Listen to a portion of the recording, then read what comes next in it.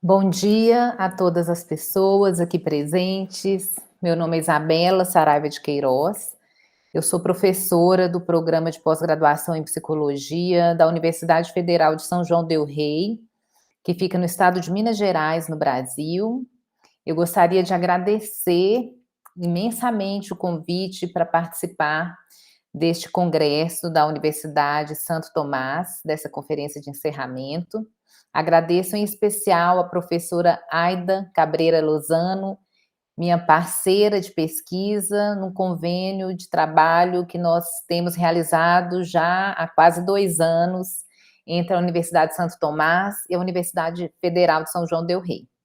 Então é com muito prazer e alegria que eu estou aqui com vocês nesta manhã para discutir um pouco do trabalho que eu tenho realizado no Núcleo de Estudos de Gênero, Raça e Direitos Humanos da Universidade Federal de São João del Rei.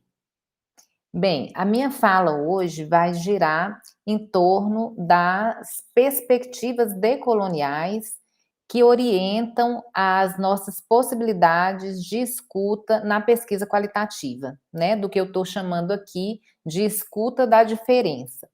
Né, eu vou trabalhar especificamente com 2 princípios, que é o princípio da reflexividade e da posicionalidade, e vou utilizar autores do campo decolonial para tentar fazer uma proposta de análise, de exercício metodológico no campo qualitativo, a partir desses 2 princípios. Então eu começo a minha fala com um ponto de partida, que é o entendimento de que os estudos feministas, eles trouxeram uma contribuição para a crítica aos pressupostos da ciência positivista e seus ideais de neutralidade e objetividade. O questionamento central que é colocado é quais seriam, de fato, as nossas possibilidades de acesso às verdades enunciadas pelos nossos sujeitos de pesquisa. Esse questionamento central, ele diz respeito a algo que a Gayatri Spivak, uma teórica, uma feminista indiana, ela já traz no seu livro Pode o Subalterno Falar, quando ela questiona o modo como os sujeitos que são considerados, né, marginais ou subalternos são representados no discurso ocidental. Né? Para Spivak, os intelectuais inseridos nas universidades ocidentalizadas, e nós nos encontramos entre eles, valorizam a experiência desses sujeitos ditos oprimidos, ao mesmo tempo que se mantêm acríticos quanto ao seu papel histórico. Ou seja, esses intelectuais, né, e aí eu estou falando de nós, eles se representam como sendo transparentes, né? Não há uma análise dos interesses em curso. Fazem isso por meio de uma negação forte do papel de árbitro, de juiz ou de testemunha universal que muitas vezes eles exercem, né? Então, a primeira responsabilidade de um intelectual crítico seria evidenciar e reconhecer que executa esse papel. Então, nosso primeiro passo como pesquisadores seria reconhecermos que nós executamos o nosso papel de investigadores a partir de um ponto de vista supostamente transparente e imparcial. Isso nos leva à obrigatoriedade, né, à responsabilidade de nos pensarmos politicamente, ou seja, quais são os interesses em curso na execução das nossas pesquisas. Né? O que está em questão aqui é uma interrogação permanente em torno da condição de produção e autoria dos saberes, né? Propondo dessa forma uma crítica às próprias relações de poder no interior da produção científica e acadêmica. Então, como que nós podemos expressar, explicitar os compromissos políticos presentes numa investigação? E antes disso, reconhecermos que nós temos também compromissos políticos, né? Porque nós também partimos muito do princípio de que, por sermos pesquisadores qualitativos, nós estaríamos isentos desse tipo de posicionalidade, né? Que depois eu vou explicitar um pouco mais esse conceito. Antes, eu gostaria de colocar aqui que, né, o primeiro conceito que nós vamos utilizar para pensar essa prática de pesquisa, que é o conceito de reflexividade, né, para entender que o conjunto de questões que se colocam quando nós consideramos a relação existente entre o conteúdo de uma investigação e as ações dos investigadores, né, a esse conjunto de questões dá-se o nome de reflexividade. Ou seja, a reflexividade, ela requer a conscientização dos investigadores acerca do seu papel e envolvimento pessoal na investigação. Então, como eu posso explicitar o modo como o conteúdo dessa investigação tem efeito sobre mim? Esse aprimoramento da capacidade dos pesquisadores e pesquisadoras de escutar os sentidos produzidos por suas próprias experiências sobre si mesmos possibilita que o trabalho de pesquisa vá além da proposta de se construir um saber sobre os sujeitos de pesquisa, para eles ou mesmo com eles, passando-se à elaboração de um saber sobre a nossa relação com eles. Então, a gente deixa de ser aqueles que constroem um conhecimento sobre o outro para sermos aqueles que construímos um conhecimento que diz da relação que nós estabelecemos com os outros, né?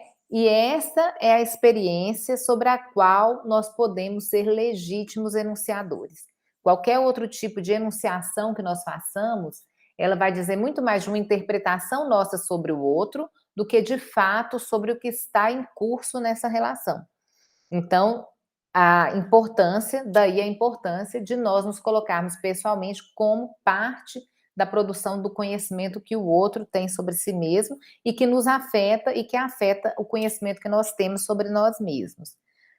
Trata-se, portanto, da possibilidade de nós próprios sermos mudados pelo envolvimento com a visão de mundo dos outros e de podermos aprender coisas que desconhecíamos antes desse envolvimento, né?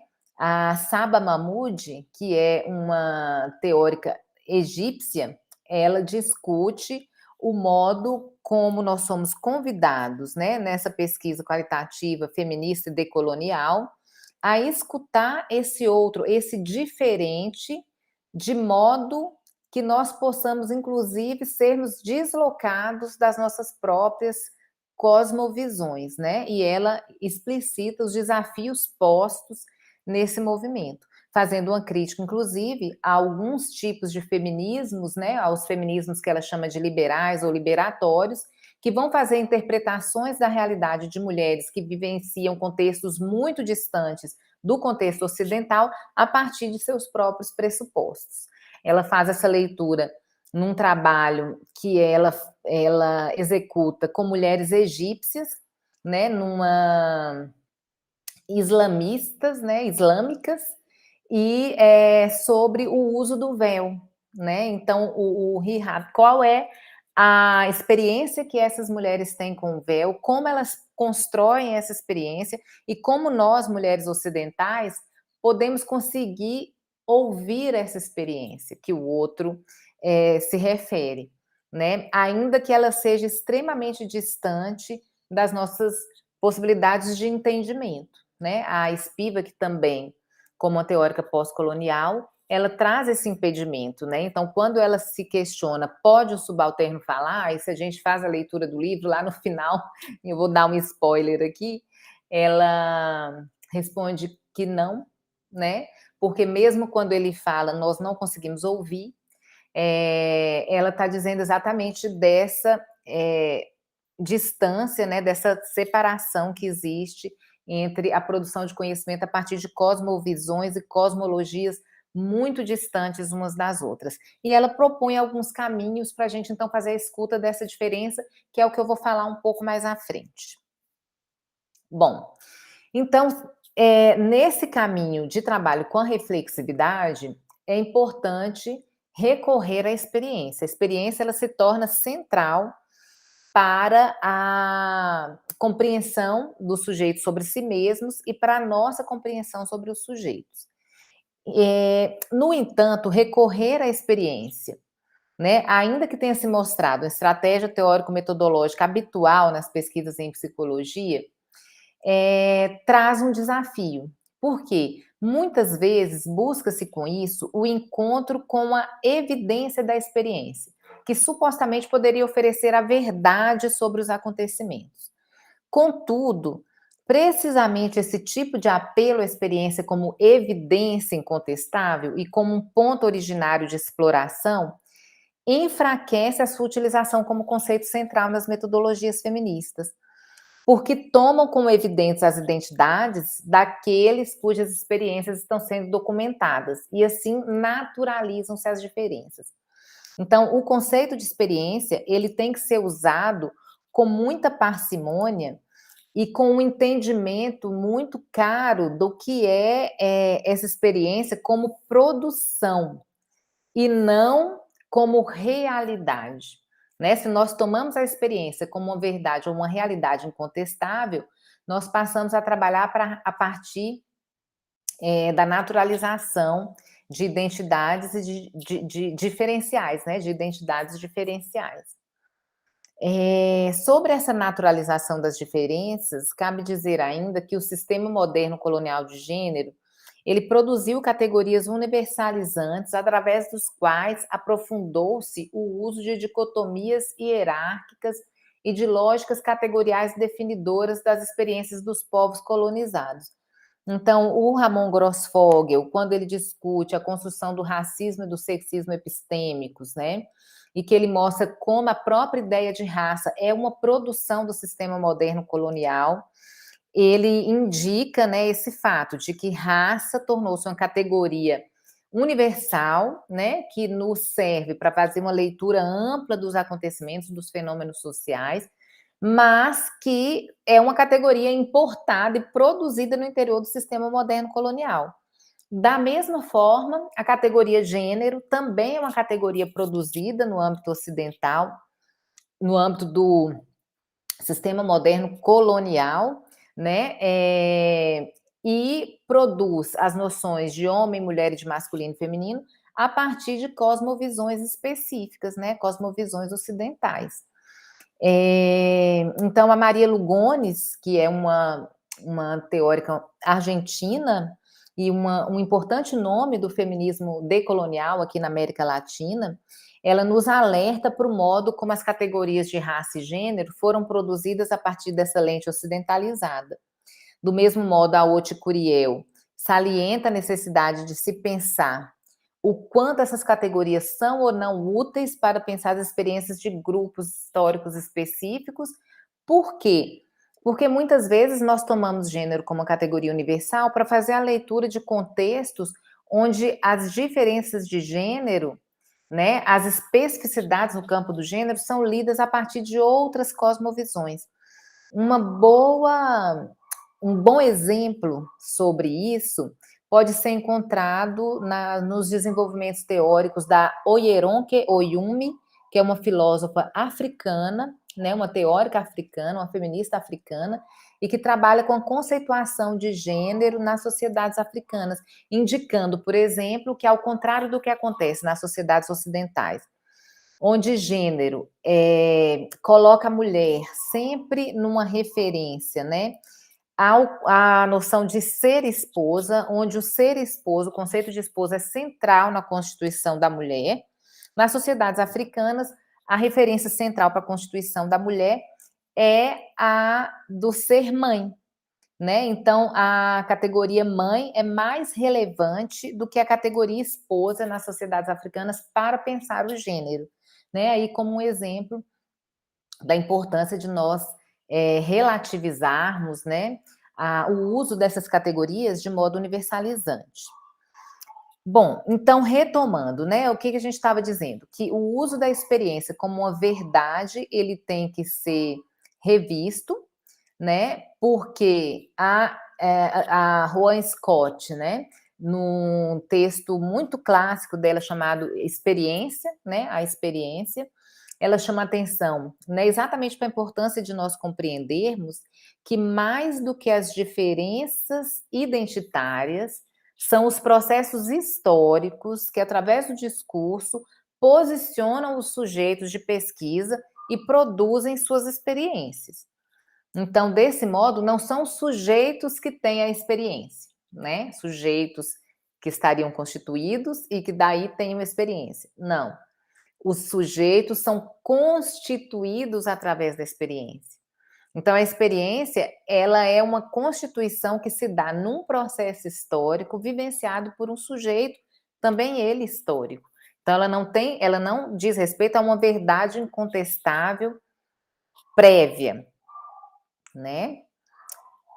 Bem, a investigação sobre esses processos históricos que posicionam os sujeitos discursivamente e produzem suas experiências tem sido frequentemente realizada por meio da pesquisa narrativa, né? Então, sobretudo através da narrativa, que compreendemos os contextos mais complexos da experiência humana e a forma como organizamos nossas memórias, intenções, histórias de vida e os ideais de nosso self, ou nossas identidades pessoais.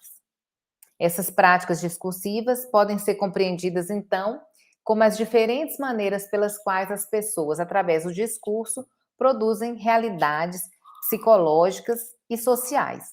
Então, é importante entendermos que é através da pesquisa narrativa e da análise discursiva que nós podemos ter acesso à experiência, podemos ter acesso ao modo como, pela reflexividade, os sujeitos são constituídos, né? Os investigadores também se constituem junto com a produção constitutiva dos próprios sujeitos que eles estão investigando, e daí nós podemos pensar, então, na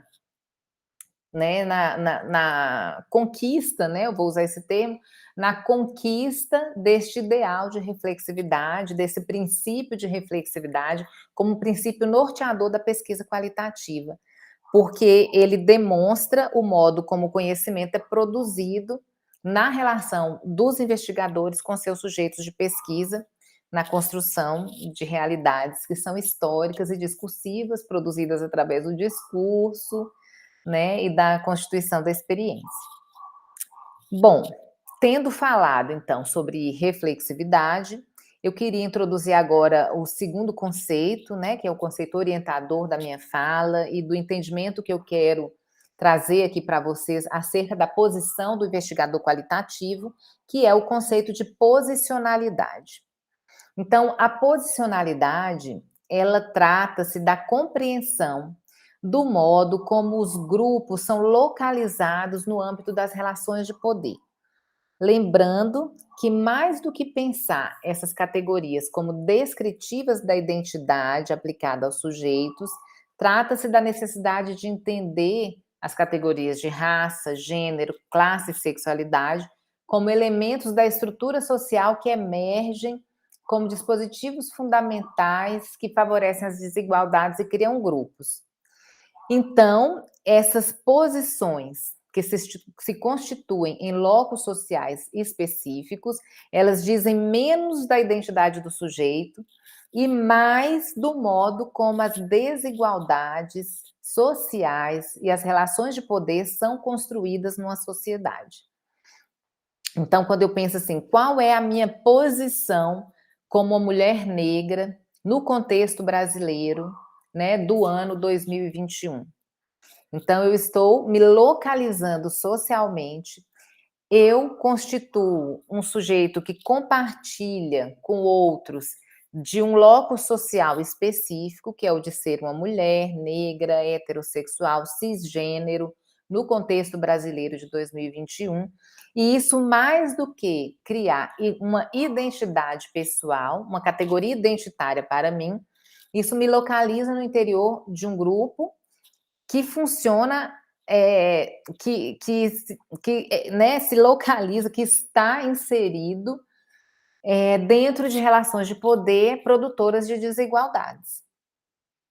E o que é importante entender, então, a partir dessa noção de loco social e posicionalidade? Que a maneira como os diversos sujeitos estão posicionados nessas estruturas hierárquicas define o seu lugar de fala, né? É um conceito muito utilizado aqui no contexto do feminismo negro, da maneira como é apropriado aqui no Brasil, A Djamila Ribeiro é uma filósofa importante para discutir o conceito de lugar de fala, que às vezes no senso comum é utilizado de maneira um pouco superficial, como se lugar de fala fosse uma autorização específica para determinados grupos falarem a partir sobre determinados temas. E o que ela vai dizer é que lugar de fala é exatamente essa constituição de uma posição social que nos coloca no mundo, localizados em estruturas de poder específicas, hierárquicas, e que definem o lugar de onde falamos, né? A maneira como vivemos, a maneira como transitamos no tecido social, como acessamos as políticas públicas, os bens públicos. Então, ela tem uma expressão que ela usa no livro dela, o que é lugar de fala, que é a seguinte: todo mundo tem lugar de fala. Então, todas as pessoas têm lugar de fala. E que lugar é esse? É o lugar da sua própria posição, da sua posicionalidade, o lugar de onde ela se constitui, onde ela foi constituída e se constitui, né? Esse locus social, né? Então, a posição política tomada pelos pesquisadores de fazer emergir a fala do sujeito sobre si mesmos, mais do que significar a proposição de uma metodologia capaz de revelar a natureza do que se passa com os sujeitos, justifica-se, então, por refletir uma das ideias centrais da epistemologia feminista, que é a de que o sujeito do conhecimento é um sujeito situado, ou seja, um sujeito que tem uma perspectiva própria daquilo que conhece, de si mesmo e dos outros. Trata-se, portanto, da adoção de princípios e práticas de pesquisa capazes de proporcionar um espaço de fala a sujeitos subalternizados, historicamente silenciados por práticas científicas objetivistas. E aqui eu quero fazer uma observação importante. Aqui no Brasil, a gente usa muito a expressão ouve-se muita expressão no senso comum, vamos dar voz aos sujeitos. E essa é uma expressão extremamente equivocada e que continua refletindo uma violência epistêmica, porque não se trata de dar voz. A voz já é dada, a voz é de todos, todos têm voz. O que significa, o que nós devemos fazer é legitimar, né? Proporcionar um espaço de legitimação dessas falas dos sujeitos subalternizados. Então, não se trata de eu, como alguém que estou numa posição hegemônica, né? Eu estou posicionada hierarquicamente numa posição um pouco mais privilegiada por estar com um espaço de fala, né, reconhecido, por ser uma professora universitária, ainda que uma mulher negra. Então, se eu, mesmo estando nesse lugar, não sou eu que vou abrir, né, como se fosse uma prática de bondade, dar fala a alguém, como se o outro não tivesse fala e eu fosse dar a fala. Não se trata disso. Se trata de reconhecer a legitimidade da fala dos sujeitos subalternizados, né? Essa fala ela já está colocada. Cabe a nós, que sempre tivemos um lugar de fala reservado, uma legitimidade, silenciarmos, né? Então a Djamila Ribeiro ela também fala isso, sobre lugar de fala e lugar de escuta. Então, que tal nós nos silenciarmos e escutarmos o que esses sujeitos, que por tanto tempo foram silenciados, têm a dizer? Então, essa escuta posicionada da fala dos sujeitos requer metodologias que possibilitem a imersão em situações de pesquisa que não excluam tensões, transformações, resistências e cumplicidades. E por que eu faço essa observação aqui? Porque fazer essa escuta, adotar, ficar, permanecer nesse lugar de escuta é algo muito desafiador, né? E aí eu queria fazer só uma parte que é pensar assim, primeiro, quem pode falar? Né? A quem foi dada autorização e legitimidade para falar? Esse é um debate muito caro, né, para o feminismo decolonial. O Henrique Dussel, no texto dele sobre transmodernidade e interculturalidade, ele fala dos riscos de nós adotarmos um ponto de vista multicultural liberal, que seria aquele que diz que todos nós podemos dialogar com as nossas diferenças de uma forma ingênua até, sem considerar que essas diferenças estão posicionadas de forma desigual e que por isso nós não teríamos o debate entre iguais, né? No multiculturalismo liberal, todos participam, mas as pessoas estão posicionadas hierarquicamente. E as falas também são legitimadas a partir de uma hierarquia. Então, ele vai propor um outro olhar, que seria a proposta dos críticos da periferia, né? Da transmodernidade pensada a partir do Sul, né? Das epistemologias do Sul. Então, são esses críticos da periferia, os críticos do Sul, que fariam, então, esse diálogo transmoderno e intercultural entre eles, né? Para daí, sim, construir retomar, na verdade, né, retomar as cosmologias e cosmovisões capazes de se colocarem lado a lado às cosmologias ocidentais que nos foram impostas pelo projeto colonial, moderno colonial. Também a Saba Mahmood, que eu já citei aqui, né, ao falar do sujeito liberatório do feminismo liberal, ela questiona quem de fato pode falar, né? Ela traz esse constante ato de violência epistêmica que nós executamos ao fazermos interpretações de experiências de sujeitos que se encontram em posições muito distantes da nossa a partir dos nossos conceitos, né? Então, a Gayatri Spivak também faz esse questionamento de quem pode falar, e aí a gente tem que ter essa ideia na cabeça, né? Quem é que pode falar, quem tem legitimidade para enunciar verdades sobre si, para tentar, então, responder, e aí eu vou entrar na última parte da minha fala, para tentar, então, responder a essa pergunta: como podemos fazer a escuta da diferença? Né? Então, eu chego agora ao ponto, né, que é o ponto mais conclusivo da minha fala, que seria, então, partindo dessas perspectivas decoloniais, dos conceitos de posicionalidade e reflexividade, como, então, nós, pesquisadores qualitativos, podemos qualificar a nossa escuta da diferença? E aí eu vou trazer, né, vou apontar aqui, de forma breve, as contribuições de 5 autoras, né, decoloniais, que podem nos dar algumas pistas de como nós podemos fazer essa escuta da diferença na pesquisa qualitativa. A primeira dela é a Gayatri Spivak, né, uma autora pós-colonial que trabalha com a discussão sobre o modo como as cosmovisões dos povos indianos, né, foram cooptadas por essas linguagens ocidentais. E ela vai usar, então, o conceito de antra, né, que seria um entre-lugar, para falar do papel do intelectual no movimento cultural e político do subalterno no âmbito da hegemonia.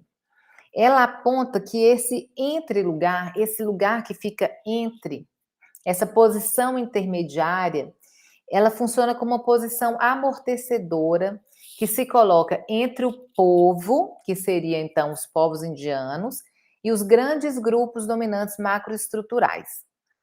E que para a gente fazer essa escuta, estando nessa posição intermediária, porque ela entende isso, né? Ela é uma mulher indiana que vive no contexto estadunidense, né? Então, não sendo mais alguém que está no contexto específico indiano, né? Ela já saiu de lá. Então, ela diz que ela se encontra, é um exemplo, né, desse pesquisador que se encontra nessa condição de entre-lugar, né? Esse entre-lugar é um lugar que eu posso dialogar com o povo, com esse sujeito originário, porque eu vim de lá, No entanto, por já estar imersa em outro sistema, né, outra cosmovisão, outro sistema cultural, que é hegemônico, eu já não pertenço mais àquela origem. Então eu estou num lugar intermediário, né, de quem não é totalmente cooptado, não foi totalmente cooptado pelas lógicas ocidentais, mas que também não se reconhece mais em sua perspectiva original, digamos assim.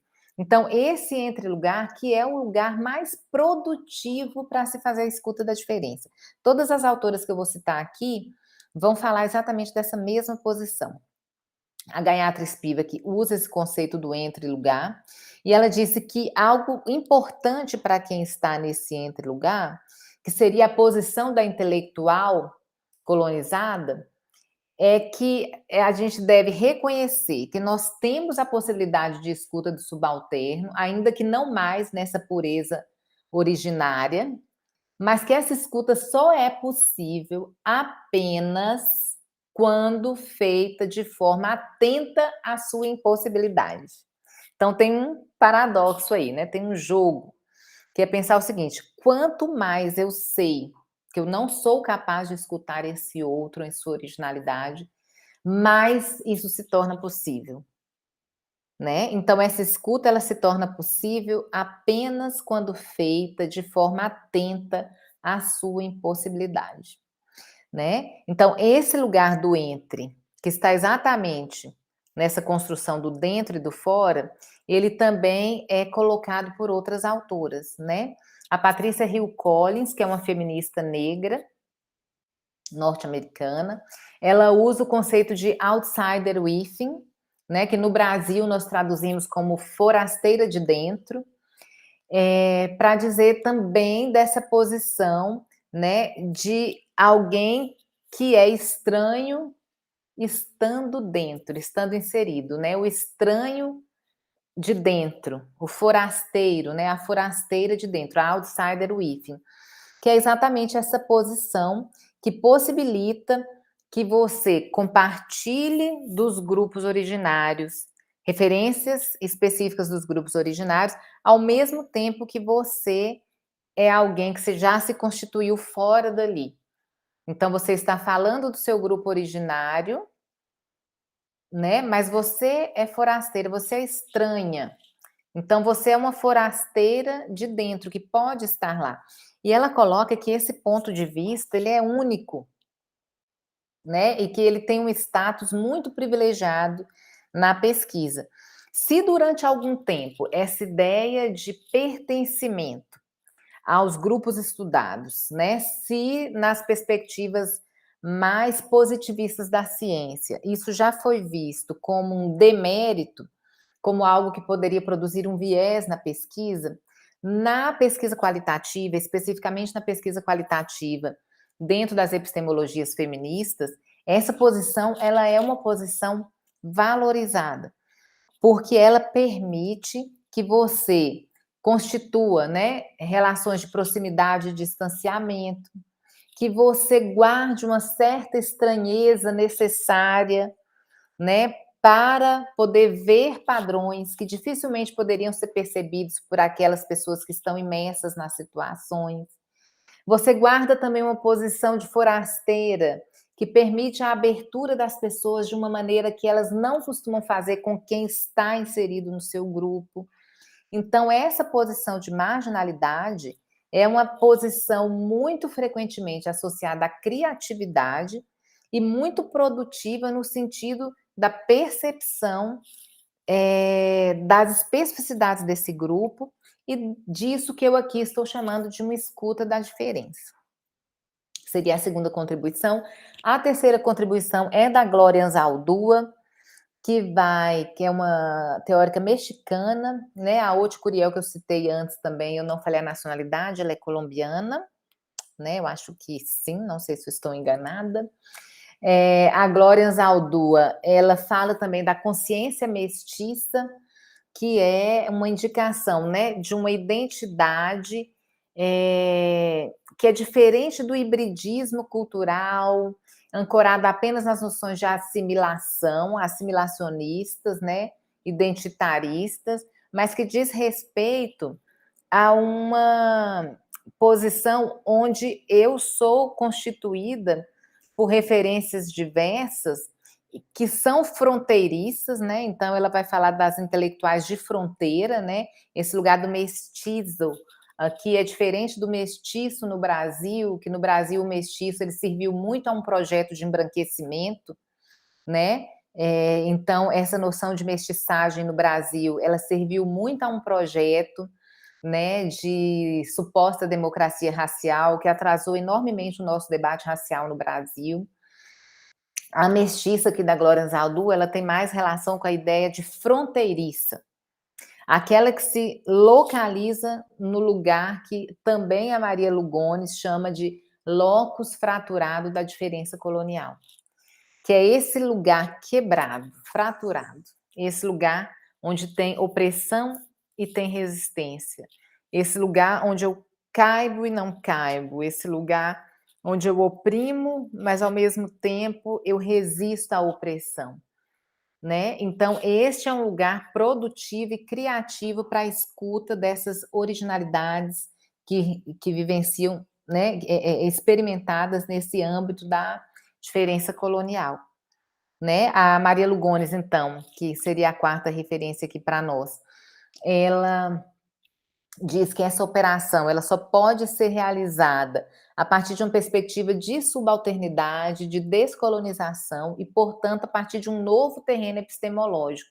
no qual o pensamento de fronteira é exercido por meio de movimentos de coalizão de mulheres, de povos e saberes periféricos.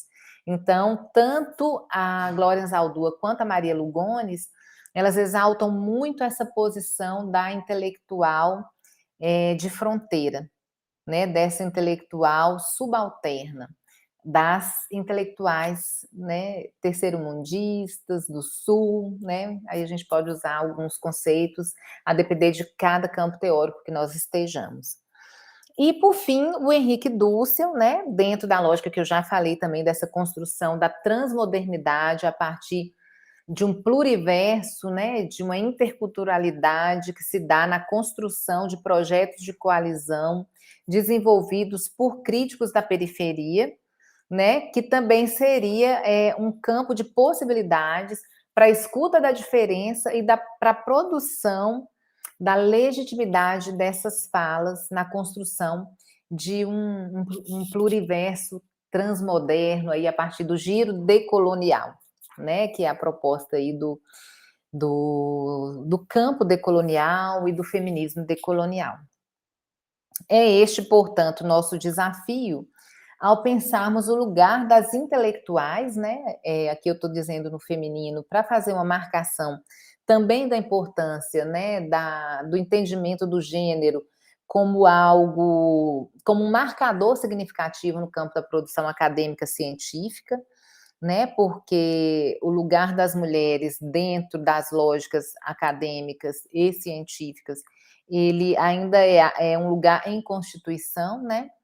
Então, o desafio de pensarmos o lugar das intelectuais no movimento cultural e político da subalternidade no âmbito da hegemonia requer o enfrentamento, então, dessa difícil tarefa de compreender que a possibilidade de escuta do outro só se dá quando é feita de forma atenta à sua impossibilidade, o que nós falamos atrás, e que desse encontro podemos, então, construir coalizões profundas entre mulheres, né, de modo a aprendermos umas com as outras sobre a produção de vida, estratégias de resistência, valorizando os saberes populares e contribuindo para a descolonização do feminismo. Sobre isso ainda, e dentro da lógica do pensamento do feminismo negro, eu queria encerrar, né, trazendo os dois conceitos importantes da Patrícia Hill Collins, que é o conceito de autodefinição e autoavaliação, porque para a gente entender, então, se fizemos todo esse percurso, né, para chegarmos a essa compreensão da possibilidade de escuta da diferença, né, tendo em vista esses conceitos de reflexividade e posicionalidade. né? Por quê? Qual a importância e o que que a gente produz com essa escuta da diferença? E aí a Patrícia Hill Collins nos dá algumas dicas nesse sentido, ao dizer que nós produzimos os processos de autodefinição e autoavaliação de mulheres negras, por exemplo, quando nós vamos contribuir para que essas mulheres possam se autodefinir a partir de suas próprias realidades, vivências, valores, né, e linhas de direção, porque os sujeitos subalternos, eles passaram por um processo de identificação totalmente heterônomo, né, produzido por um pensamento hegemônico que tinha para eles um olhar de opressão, de produção de subalternidade. Então, quando esses sujeitos subalternos, né, os sujeitos que foram colocados nessa posição de subordinação, eles passam a se autodefinir, eles passam a se definir a partir de suas próprias localizações e valores, e passam a se autoavaliar, a atribuir valores sobre si. A partir dessas referências, é possível constituir identidades mais produtivas no campo político, né, as identidades políticas, a emergência do sujeito político, que vai então produzir a desestabilização, né, desses sistemas hegemônicos e hierárquicos e a abertura de possibilidade da construção de um novo mundo, né, de um novo campo democrático, né, um novo campo social mais democrático. Então, pessoal, a minha contribuição aqui para essa manhã é essa, né, de pensar a partir desses conceitos da perspectiva decolonial, como nós podemos ampliar a nossa escuta da diferença. Eu espero que tenha sido produtivo, construtivo, e estou à disposição para conversarmos, trocarmos ideias, responder perguntas e construir junto com vocês. Muito obrigada pela atenção e sigamos. Um abraço.